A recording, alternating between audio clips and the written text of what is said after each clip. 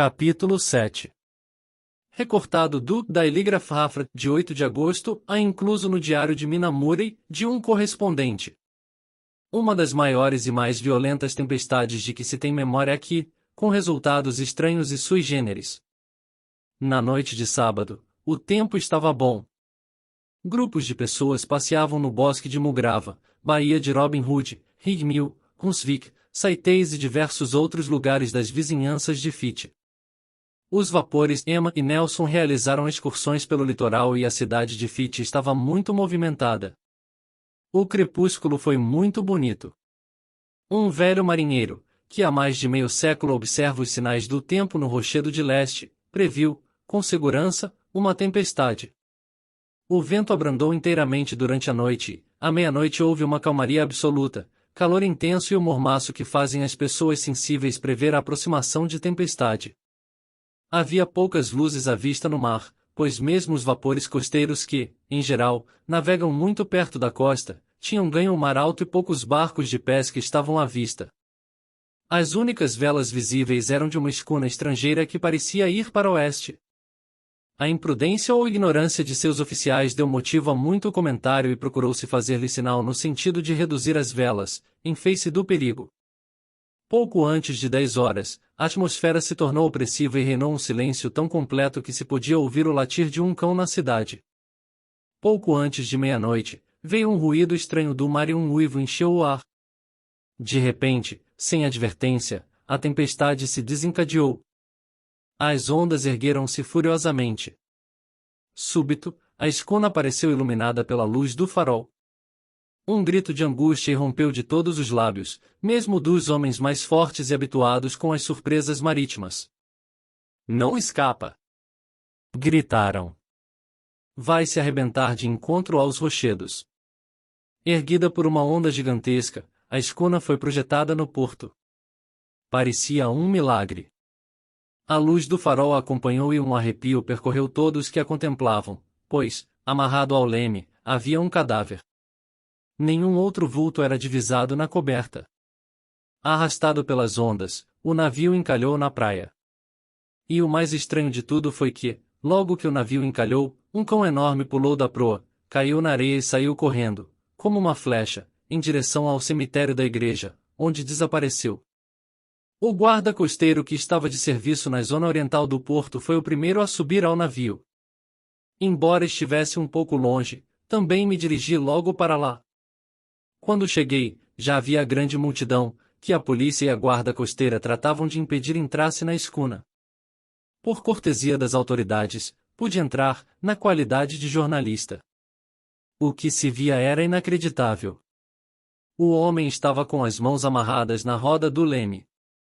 Entre a mão que estava para o lado de dentro e a madeira, havia um crucifixo cujo rosário fora enrolado em ambos os punhos do cadáver e na roda. Um médico, o Dr. J. M. Caferi, que chegou logo depois de mim, opinou que ele já devia estar morto há uns 2 dias. No seu bolso foi encontrada uma garrafa, cuidadosamente arrolhada, contendo um pequeno rolo de papel que parece ser um adendo ao diário de bordo. O guarda costeiro diz que o homem deve ter amarrado as próprias mãos, atando o nó com os dentes. A tempestade já passou e os curiosos estão voltando para casa. Enviarei mais pormenores para a próxima edição. 9 de agosto, verificou-se que escuna é russa, de Varna e chama-se Demeter. Estava navegando com lastro de areia, tendo apenas um pequeno carregamento, constituído por um certo número de grandes caixotes de terra. Esse carregamento estava consignado a um procurador de Fitch. Sr. S. F. Billington, de Crescent, que, esta manhã, foi a bordo e tomou posse dos bens.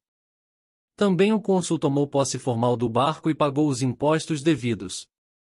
Não se fala em outra coisa na cidade a não ser no estranho acontecimento.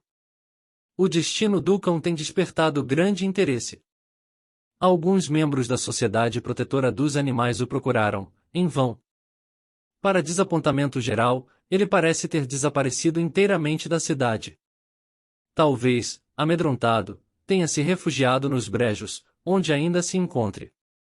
Não falta quem receie que, mais tarde, ele se torne um perigo, pois é enorme.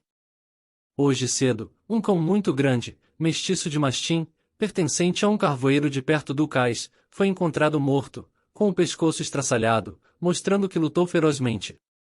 Mais tarde, graças à amabilidade do inspetor da Câmara de Comércio, pude examinar o diário de bordo do Deméter. Não registra fato algum de particular interesse, a não ser o desaparecimento de alguns membros da equipagem. O documento mais interessante é o que foi encontrado dentro da garrafa. Transcrevo, omitindo apenas alguns pormenores de ordem técnica. Parece que o capitão era maníaco e seu estado mental foi se agravando durante a viagem. Naturalmente, minhas informações devem ser aceitas em termos, pois estou escrevendo o que dita um empregado do cônsul russo, que teve a bondade de traduzir para mim, já que o tempo é curto. Diário de bordo do Deméter. Viagem de Varna-Fit. Escrito a 18 de julho. Estão acontecendo coisas tão estranhas, que farei anotações cuidadosas, a partir de agora, até chegarmos ao nosso destino. Em 6 de julho recebemos a carga, que consiste de areia e caixotes cheios de terra. Ao meio-dia, partimos. Vento de leste.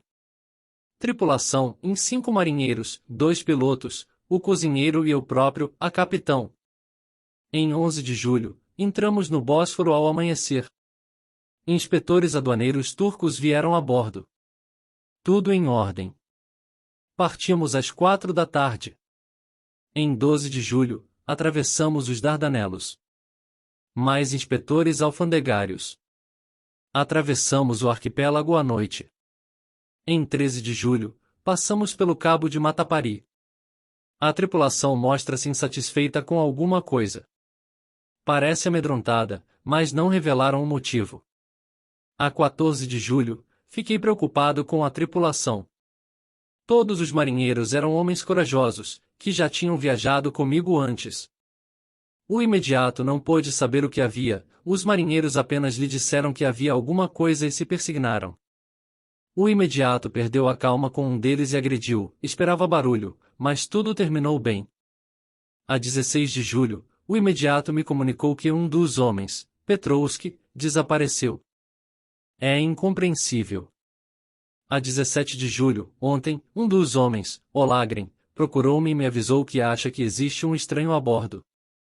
Disse-me que, quando estava em seu posto, viu um vulto comprido e esguio caminhar ao longo da cobertura e desaparecer. Acompanhou, pé ante pé, mas, ao chegar à proa, não encontrou ninguém e todas as escotilhas estavam fechadas. Está apavorado, e receio que o medo contamine o resto da tripulação. Para tranquilizá-lo, percorri todo o navio, de proa a popa. Mais tarde, reuni todos os tripulantes e disse-lhes que, como estavam achando que havia alguma coisa a bordo, iríamos dar uma batida completa no navio. O imediato irritou-se, achando que aquelas ideias tolas desmoralizariam os homens. Deixei-o no leme enquanto o resto dava uma batida completa, com lanternas. Só havia os grandes caixotes, não existindo canto onde uma pessoa pudesse esconder-se. Os tripulantes ficaram tranquilizados. 22 de julho, mar agitado nos últimos 3 dias. Os tripulantes parecem ter esquecido seus temores. Passamos Gibraltar. 23 de julho, uma maldição parece pesar sobre este navio. Desapareceu outro homem, enquanto estava de serviço. O medo reina de novo. Os homens pediram para ficar de serviço de 2 em 2. Receiam ficar só. O imediato está furioso. 28 de julho, 4 dias de inferno, tempestade furiosa. Ninguém dorme. Os homens estão exaustos. É difícil por alguém de serviço, pois já não há ninguém em condições. O segundo piloto se ofereceu para fazer a vigília e ficar no leme para que os homens possam dormir algumas horas. 29 de julho, outra tragédia. Tive de fazer turnos simples, por falta de homens. Pela manhã, só encontrei o timoneiro. Estamos agora sem segundo piloto e a tripulação em pânico. 30 de julho, última noite. Felizmente estamos nos aproximando da Inglaterra. Tempo bom, todas as velas levantadas, dormi profundamente, acordei com o imediato me comunicando que tanto o homem da vigília como o timoneiro tinham desaparecido. Só restamos eu, o imediato e 2 marinheiros. 1 graus de agosto, 2 dias de nevoeiro e nenhuma vela à vista. Esperava que, na mancha, pudesse pedir socorro. Estamos navegando contra o vento. O imediato tornou-se o mais desmoralizado de todos. Os marinheiros estão trabalhando com paciência e vigor. São russos, o imediato é romeno. 2 de agosto, à meia-noite, acordei após poucos minutos de sono, ouvindo um grito. Nada pude ver na escuridão. E esbarrei com o imediato. Mais um homem desapareceu. Parece que estamos no Mar do Norte, depois de atravessar o Estreito de Dover. Deus tenha piedade de nós. 3 de agosto, à meia-noite, vim substituir o homem que estava no leme. O vento estava muito forte. Gritei pelo imediato que, alguns segundos depois, apareceu transtornado e murmurou no meu ouvido: Ele está aqui, agora sei. Eu o vi, na noite passada. Debruçou-se na amurada. Aproximei-me dele e dei-lhe uma facada, mas a faca o atravessou sem feri-lo, como se tivesse cortado o ar. Mas ele está aqui, tenho certeza. Talvez dentro de uma daquelas caixas.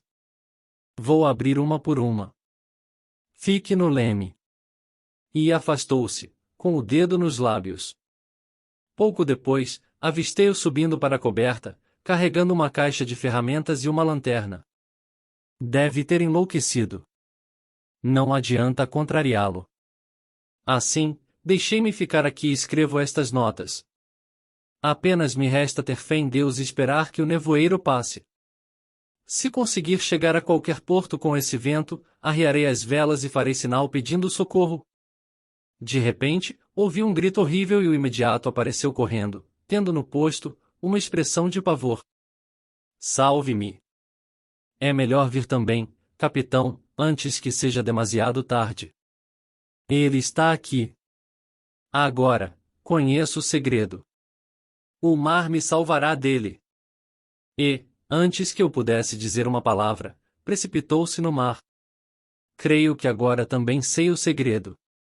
Foi esse louco que se livrou dos homens, um a um, e agora os acompanhou. Deus tenha piedade de mim. Como poderei contar todos esses horrores, quando chegar ao porto? Mas chegarei? 4 de agosto, é ainda o nevoeiro, que o sol não pode atravessar. Não me atrevo a deixar o leme. Esta noite eu ouvi. Deus me perdoe, mas o imediato fez bem em se atirar ao mar. Comigo, porém, o caso é diferente. Tenho de salvar minha honra de comandante. Estou cada vez mais fraco. Se o barco naufragar, talvez esta escuna seja encontrada e poderão compreender, se não. Então todos saberão que fui fiel ao meu posto. Deus, a Santa Virgem e os santos ajudem-me a cumprir meu dever. Naturalmente o inquérito não pode contar com testemunhas. A opinião quase unânime é que o capitão foi um herói e será enterrado com toda a pompa. Assim terminará mais este mistério do mar. Diário de Mina Murray. 8 de agosto, Lucy esteve muito agitada a noite passada e eu também não consegui dormir. A tempestade rugiu furiosa a noite toda. Por 2 vezes Lucy levantou-se e se vestiu. Felizmente, pude ver a tempo e, sem assustá-la, fê-la despir-se e deitar de novo. É realmente curioso esse estado de sonambulismo. Levantamos cedo e fomos ao porto, ver se acontecerá alguma coisa durante a noite. Havia muita gente. O sol estava brilhante e a atmosfera muito pura.